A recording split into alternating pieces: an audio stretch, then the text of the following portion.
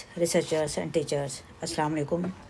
मैं डॉक्टर हुमैरा बानो आपकी खिदमत में हाज़िर हूँ अपने चैनल यूनानी विज़डम के साथ और शॉर्ट लेक्चर सीरीज़ पिछले 2 बार से देख रहे हैं। उसी के कंटिन्यूएशन में आज हम छोटा सा लेक्चर पावर के कॉन्सेप्ट पे प्रेजेंट करते हैं। तो concept of power in the living being, इससे पहले भी हमने पावर के कॉन्सेप्ट पे बात करी थी। The concept of power in living beings, इसका क्या कॉन्सेप्ट है आज थोड़ा सा क्लियर कर लेते हैं। सिर्फ आज इसी पे बात करेंगे। The concept of first power of life and physiology, ठीक है, यानी जो पहली पावर है हमारी वो लाइफ की है, देन फिजियोलॉजी है, उसके बाद followed by the power of motor functions and intellect development, finally power of reproduction.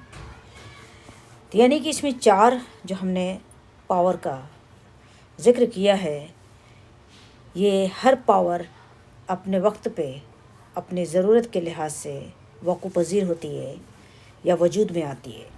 सबसे पहली पावर जो किसी भी जानदार के तौर पे जो वजूद में आती है, उसके एग्जिस्टेंस के तौर पे, वो है पावर ऑफ लाइफ। तो पावर बीइंग ह्यूमन और एनिमल इज़ द क़ुव्वत हैवानिया, is the first power in living being, हमने पहले पढ़ा था। अब देखते हैं कि in the principle of the endeavouring power within human development, the powers manifest in a natural order. First, the power of life itself appearing in the embryonic life, ठीक है, एम्ब्रियोनिक एग्जिस्टेंस जो होता है, यही उसका सबसे पहला सबूत होता है ज़िंदगी का।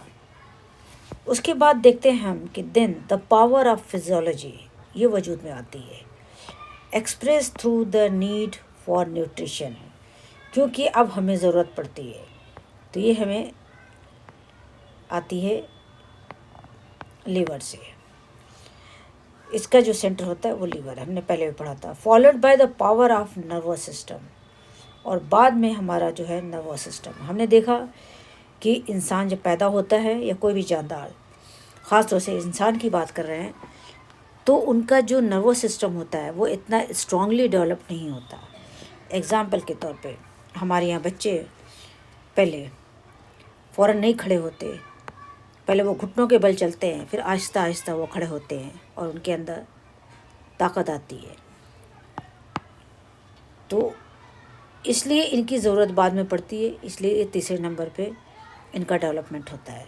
पहले नंबर पे पावर ऑफ लाइफ, दूसरे नंबर पे पावर ऑफ फिजियोलॉजी एंड तीसरे नंबर पे पावर ऑफ नर्वस सिस्टम और मोटर फंक्शन और intellect development. And finally the power of reproduction which reaches its fullness in the completed development of the human और person. जब एक इंसान का जिस्म फुल्ली डेवलप्ड हो जाता है तो फिर उसको चौथे पावर की ज़रूरत पड़ती है, जो पावर ऑफ रिप्रोडक्शन कहलाता है, क्योंकि पावर ऑफ रिप्रोडक्शन फिर उसको अपने जैसा प्रोड्यूस करने की एबिलिटी प्रोवाइड करता है या देता है। इसीलिए ये वाली पावर सबसे लास्ट में पुख्ता होती है या मैच्योर होती है, and to generate their offspring and remain in existence, जिसका ख़ास मकसद होता है कि किसी भी इंसान की एग्जिस्टेंस इस दुनिया में बाकी रहे और चलती रहे, और इस तरह से वो इसी पावर के तहत अपनी जनरेशन को आगे बढ़ाता रहता है। आज इतना ही, बकिया पार्ट अगले लेक्चर में। अल्लाह हाफिज़।